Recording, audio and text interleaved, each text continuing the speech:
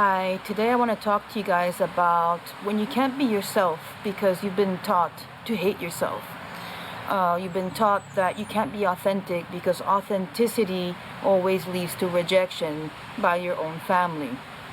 When you're raised as a family scapegoat in a narcissistic family system, you learn from a very young age that you really can't be yourself. You will be collectively bullied into believing that you need to hate who you are if you want to continue being a part of that family. They teach you that you better hate who you are and you better suppress everything that you are, if you want to be accepted, which, by the way, never happens. That is the nature of scapegoating in narcissistic family systems. Whatever changes you do, no, it doesn't matter how much you suppress yourself. It will never be good enough for you to actually experience normality and to be treated with respect by, the narcissistic parent, by the toxic, dysregulated parent who has abused you ever since you were a kid, who decided to scapegoat you. Now, scapegoating in families is like trying to hide the elephant in the room, instead of tackling the real problems, like, serious mental health issues, for example, that everyone turns a blind eye to and that nobody wants to deal with or address. Narcissistic family systems operate, we don't talk about our problems, we just don't. We suppress and we deny, and we suppress and we deny. So whether, is a normalization of narcissistic abuse, whether it's the scapegoating of a child, whether it's like a serious marriage issue or addiction or whatever it is, every single family member will find it a lot easier to simply turn a blind eye to what's going on and instead target the person who's the most affected by these toxic dynamics. And that's usually the scapegoat, is the person who reacts to the toxicity the most. And what they will do is then that they will zoom in on the reactions, on the reactions to trauma, as if those reactions are the root of the problem. Rather than facing and dealing with the truth. And so what happens is that you are told, as the family scapegoat, that you cause discord in your family by speaking the truth, by pointing out, the real issues, by reacting to what's going on instead of turning a blind eye to what's going on. You're told that you cause discord in the family. You're told that you are the reason why your toxic parent is targeting you, because they're not the targets. They're not the targets. Well, they are, they're treated very differently, but you, as a scapegoat, are the dumping ground for all the negative and all the hatred and all the discord of the narcissistic parent. And you are going to be told that it's your fault that they do that to you, because you are being authentic. You're trying to be authentic. You're trying to be yourself. You're trying to fight back against injustice. You're trying to fight back against ludicrous expectations. Out of this world expectations which are projected onto you by someone who is not, they're not here, they're not present in this reality, they're just not. And you are told that it's your fault that this is happening to you. You're told that you're not good enough compared to the rest of the world. You're consistently being compared to other people. You're told that your feelings and are not important, and that's your burden. I mean, you're raised in an environment that teaches you that your feelings and your emotions and just normal, regular, everyday life conversations that you should be having with your own family, with your parents, as life, comes at you. And as you're learning about life, you're told that you're a burden, and that your achievements are insignificant, and that your failures define you. They define who you are. I mean, this is all a part of growing up scapegoated and how it feels like. Your opinions are invalid.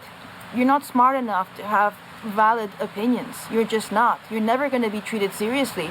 And the other thing is that your individuality is also seen as a threat to the family image, whether it's your style or your sexual orientation or your career choice or whatever it is that you stand out for, that makes you the individual that you are. That is going to be treated like a threat to the family image.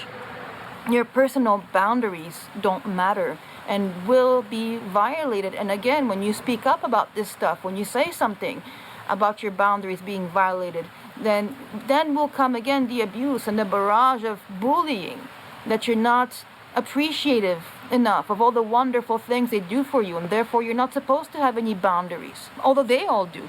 They're all allowed to have boundaries, but you can't. I mean, if you do that, oh boy, your mistakes are unforgivable.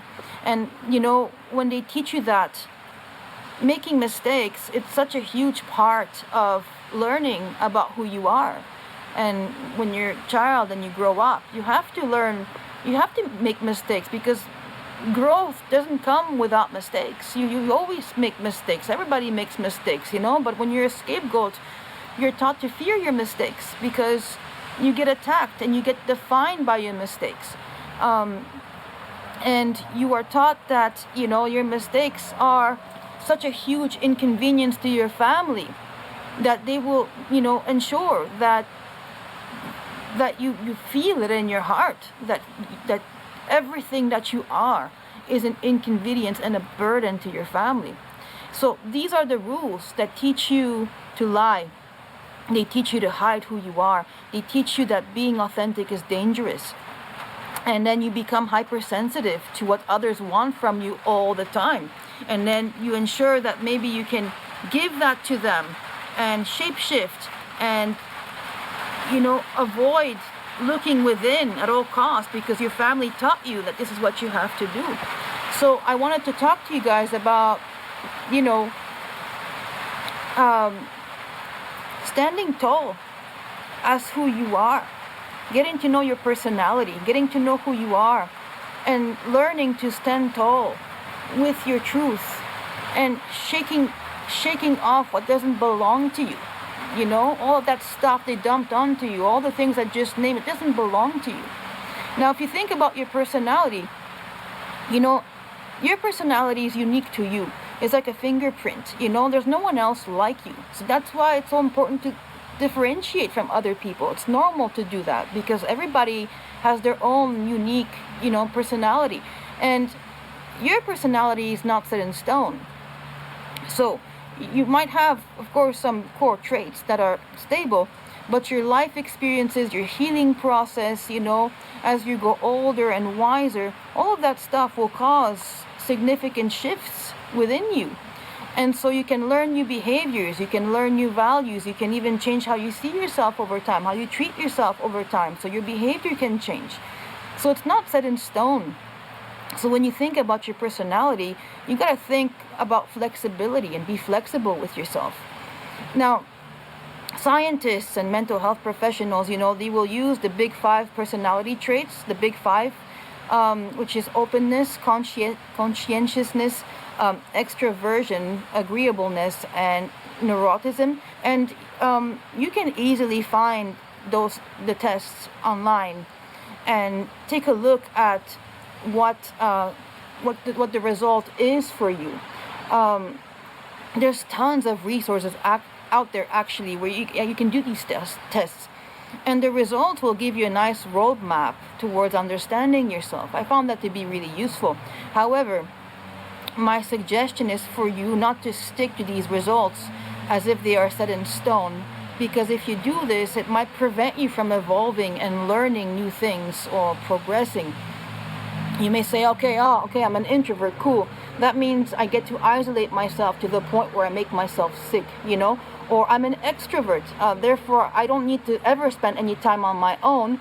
I'm just going to continue depending on other people, and I'll never learn to be comfortable with myself, right? So just be careful not to utilize the test results of any personality test you ever do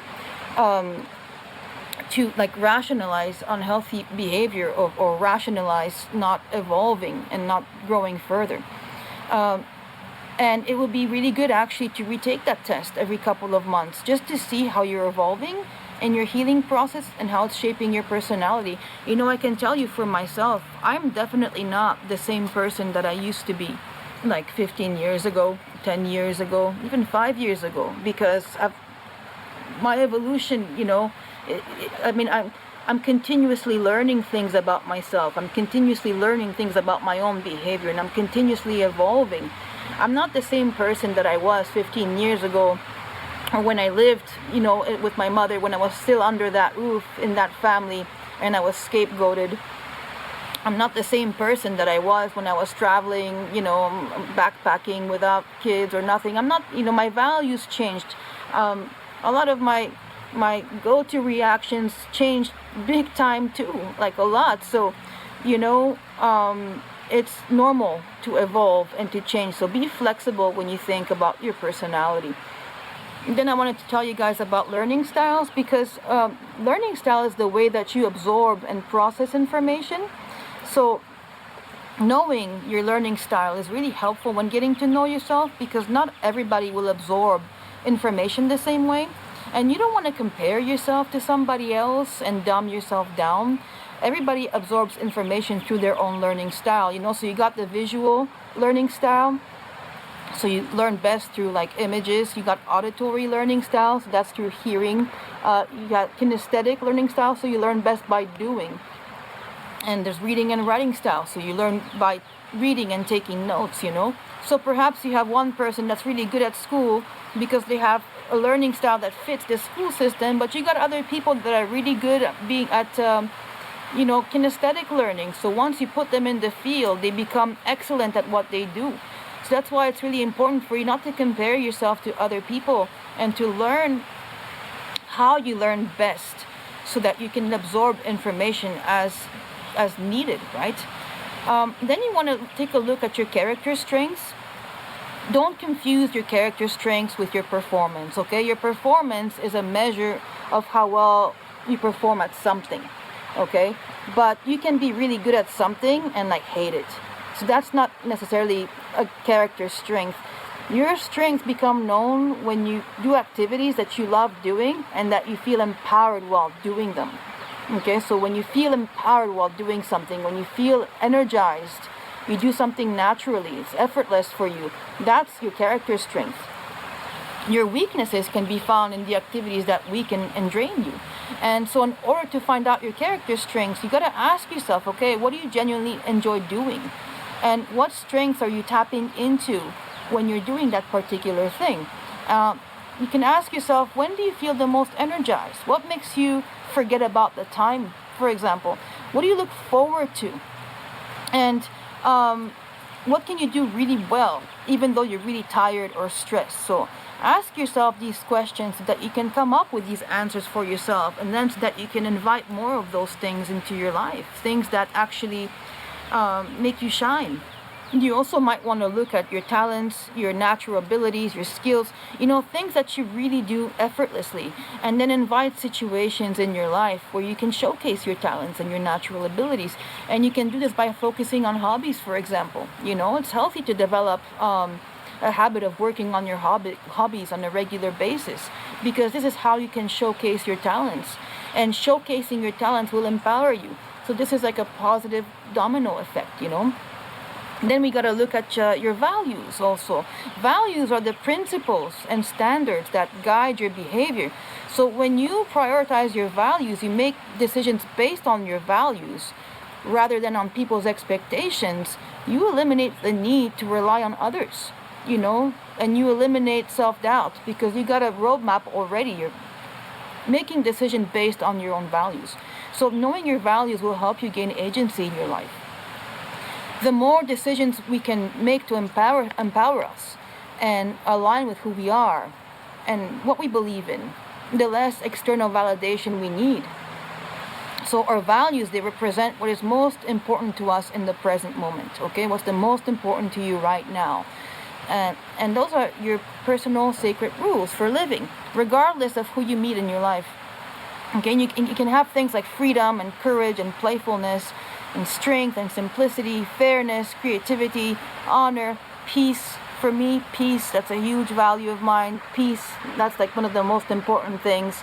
And by the way, if you research value lists, you will come across the value of family.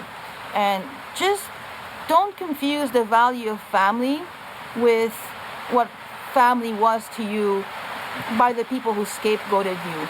Because I used to think that this term family was actually quite triggering, because my mom used to always tell everybody when she smeared my name that I wasn't family oriented, and that I was cold, naturally cold, and that I had a bad character, and all these horrible negative labels for not accepting the toxicity in the home. And so I thought to myself, when I would see the value list and I saw family, I'd go, well, this doesn't apply to me. It was sort of an instinctual, family. It's confusing. But the thing is, family is actually one of my highest values right now, because I got kids, I got a partner, and I created my own family. And that family is the most important thing in the world. So, don't confuse family with what they did with what you can actually create for yourself as you heal and as you work on your recovery. You will find that you're not who they tried to make you out to be as you continue working on yourself. And they did that to feed their own dysfunction, but this is not who you are. So now, as you work on your recovery from trauma, it's good for you to be open-minded and fluid towards yourself, and give yourself room to change and to evolve, to be like water. Allow yourself to transform and change and adapt, to shed the things that don't belong to you anymore, and invite things that you do want to see belong to you. Shake off what doesn't belong to you, and stand tall in your truth. Stand tall in your truth. And remember that the main thing is for you to love and trust yourself, to learn to love and trust yourself. And doing those things, I hope it will give you a little bit of a roadmap. This is the work that I did for myself, and that I'm still doing for myself, and that I will always be doing for the rest of my life, because this is really what it's all about. It's all about getting to know yourself and being at peace with yourself and who you are.